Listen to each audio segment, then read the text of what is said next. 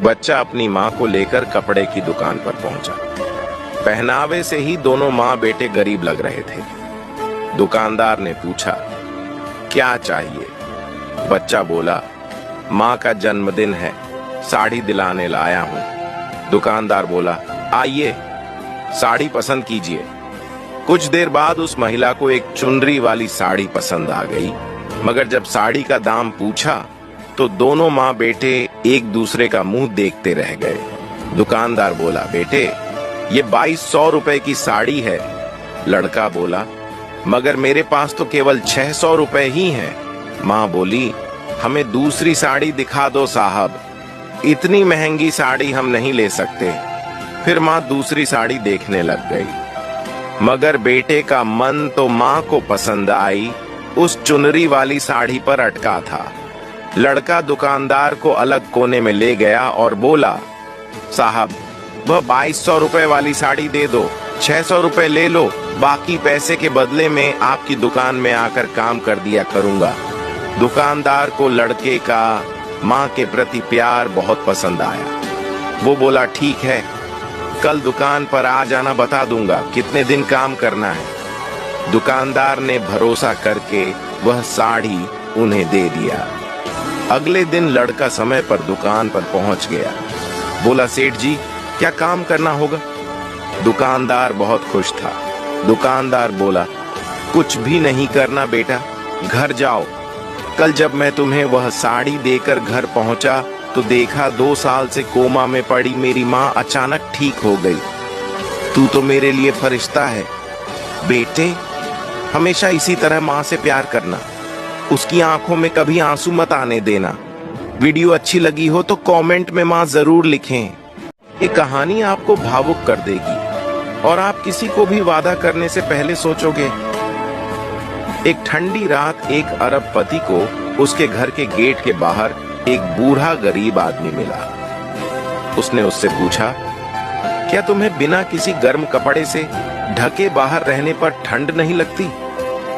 बूढ़े आदमी ने जवाब दिया, मुझे नहीं लगती, मेरे पास कोई गर्म सामान नहीं है, लेकिन मुझे इसकी आदत हो गई है। तो अरबपति ने जवाब दिया, यहीं रुको, मैं अपने घर में से तुम्हारे लिए पहनने के लिए कुछ गर्म कपड़े ले आता हूं। गरीब आदमी बहुत खुश हुआ और कहा, मैं आपका इंतजार करूंगा सर। अरबपति अपने घर में घुस गया और वहां व्यस्त हो गया और उस गरीब आदमी के बारे में भूल गया। सुबह उसे उस गरीब बूढ़े आदमी की याद आई और वह उसे ढूंढने के लिए दौड़ पड़ा, लेकिन दुर्भाग्य से उसने पाया कि बूढ़ा गरीब आदमी ठंड से मर गया था। उसने चारों ओर देखा और उसे एक नोट मिला। यह बूढ़े गरीब आदमी द्वारा लिखा गया था और नोट में गरीब बूढ़े ने लिखा था, जब मेरे पास कोई गर्म कपड़े नहीं थे, मुझ में ठंड से लड़ने की शक्ति थी क्योंकि मुझे इसकी आदत थी, लेकिन जब आपने मेरी मदद करने का वादा किया तो मैं आपके वादे से जुड़ गया और इससे मेरी ठंड को सहन करने की शक्ति खत्म हो गई। अरबपति को अपने किए पर बहुत अफसोस हुआ। वो खुद को कोसने लगा कि उसके झूठे वादे ने एक इंसान की जान ले ली। सीख, यदि आप अपना वादा पूरा नहीं कर सकते तो कुछ भी वादा ना ही करें। हो सकता है कि इसका आपके लिए कोई मतलब ना हो, लेकिन किसी और के लिए इसका मतलब सब कुछ हो सकता है।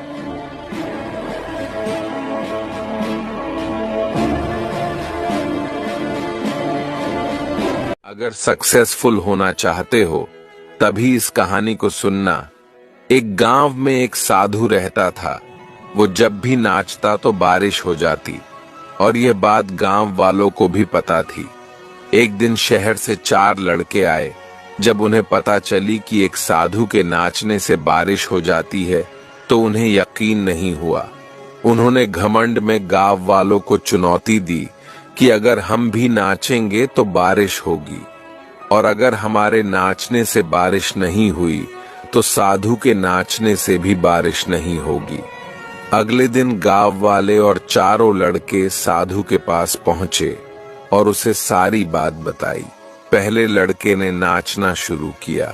आधा घंटा हुआ और वो पहला लड़का थक कर बैठ गया। अब दूसरे लड़के ने नाचना शुरू किया और 1 घंटे बाद वो भी थक कर बैठ गया और बाकी दोनों लड़कों ने भी ऐसा ही किया। अब साधु ने नाचना शुरू किया। 1 घंटा बीता पर बारिश नहीं हुई। 2 घंटे बीते, फिर 4 घंटे बीते पर बारिश नहीं हुए। लेकिन साधु रुकने का नाम नहीं ले रहा था। धीरे धीरे शाम ढलने लगी और आखिरकार बारिश हो गई। यह देखकर चारों लड़के हैरान हो गए। उन्होंने साधु से पूछा कि उनके नाचने से बारिश क्यों हो गई। साधु ने जवाब दिया कि जब भी मैं नाचता हूं तो 2 चीजों का ध्यान रखता हूं। पहला ये कि जब भी मैं नाचूंगा तो बारिश को होना ही पड़ेगा, और दूसरा ये कि मैं तब तक नाचूंगा जब तक कि बारिश न हो जाए। मोरल: सफलता पाने वाले में भी यही गुण विद्वान होती है। वो जिस काम को भी करते हैं उन्हें सफल होने का पूरा विश्वास होता है, और वो तब तक उस काम को करते हैं जब तक वो उस काम में सफल न हो जाए। इसलिए अगर सफल होना है तो इस साधु की तरह ही अपने लक्ष्यों को प्राप्त करना होगा। एक छोटा बच्चा अपने माँ से नाराज होकर चिल्लाने लगा, मैं तुमसे नफरत करता हूँ। उसके बाद वह डांट सुनने के डर से घर से भाग गया। वह पहाड़ियों के पास जाकर चीखने लगा, मैं तुमसे नफरत करता हूँ, मैं तुमसे नफरत करता हूँ। और वही आवाज गूंजी, मैं तुमसे नफरत करता हूँ, मैं तुमसे नफरत करता हूँ। उसने जिंदगी में पहली बार गूंज सुनी थी। वह डर कर माँ के पास भागा और बोला, घाटी में एक बुरा बच्चा है जो चिल्लाता है, मैं तुमसे नफरत करता हूँ, मैं तुमसे नफरत करता हूँ। उसकी माँ सारी बात समझ गई और उसने अपने बेटे से कहा कि वह पहाड़ी पर जाकर फिर से चिल्लाकर कहे, मैं तुम्हें प्यार करता हूँ, मैं तुम्हें प्यार करता हूँ।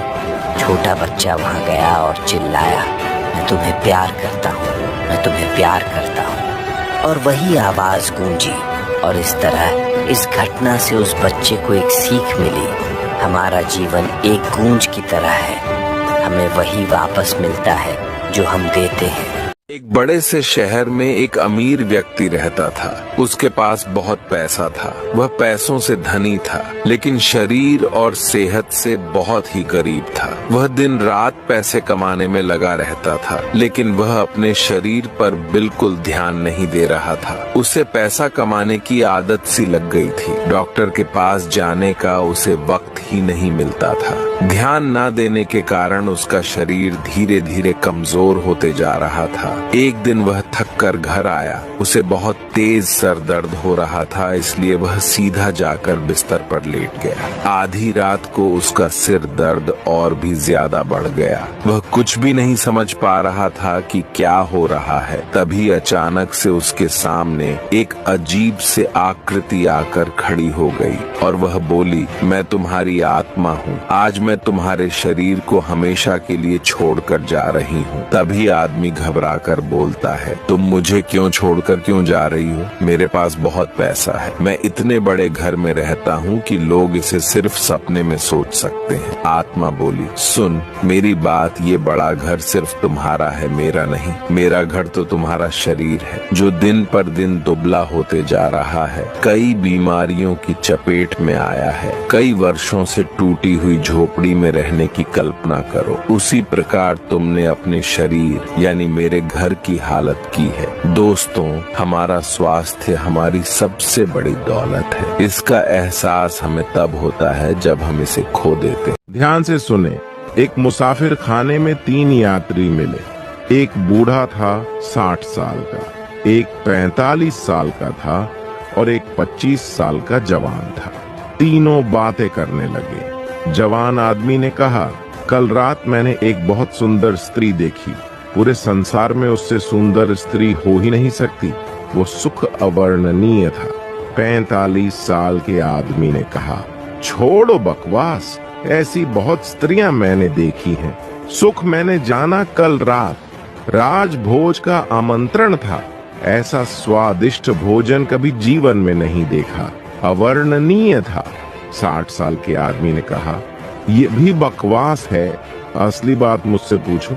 आज सुबह ऐसा दस्त हुआ, पेट इतना साफ हुआ कि ऐसा आनंद मैंने कभी जाना नहीं, अवर्णनीय था।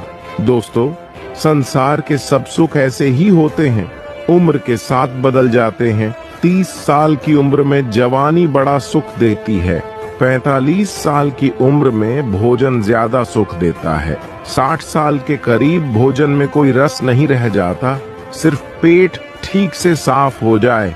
तीनों ही ठीक कह रहे थे।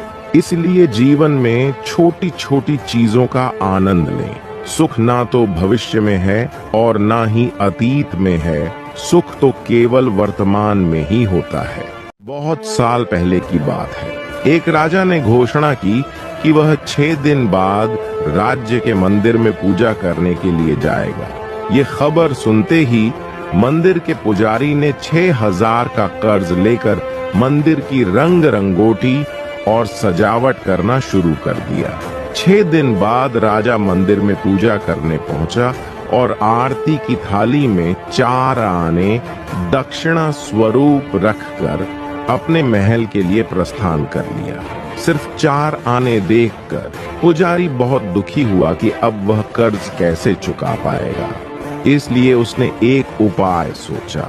उसने ऐलान किया कि राजा की दी हुई वस्तु को वह नीलाम कर रहा है। नीलामी के वक्त उसने अपनी मुट्ठी में 4 आने रखे, पर मुट्ठी बंद रखी और किसी को नहीं दिखाई। लोग समझे कि राजा की दी हुई वस्तु बहुत अमूल्य होगी, इसलिए बोली 10,000 से शुरू हुई और 50,000 तक गई। यह बात राजा के कानों तक पहुंची। राजा ने पुजारी को बुलवाया और पुजारी से निवेदन किया कि वह मेरी वस्तु को नीलाम न करें।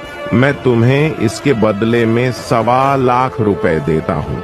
और इस प्रकार राजा ने प्रजा के सामने अपनी इज्जत बचाई। तभी से यह कहावत बनी, बंद मुट्ठी 1.25 लाख की, खुल गई तो खाक की। ये मुहावरा आज भी प्रचलन में है।